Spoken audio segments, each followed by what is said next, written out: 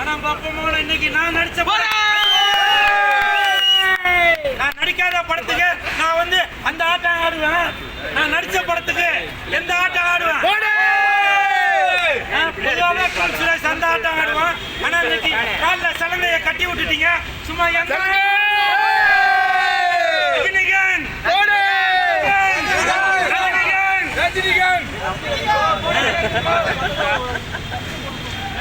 என்ன இதா இதா என் இதயத்துல இருக்கிறாரு, உள்ளத்துக்குள்ள இருக்காரு. அதான் லெஜண்ட்.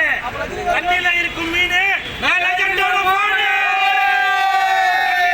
மீன் நான் லெஜண்டோட போனு. அப்ப லெஜண்ட் சார் தான் அடுத்த ரஜினிகாந்த். என்னவா ரஜினிகாந்த் தான் ரஜினிகாந்த். லெஜண்ட் சார் தான் அடுத்த ரஜினிகாந்த் தான் கேக்குறீங்களா?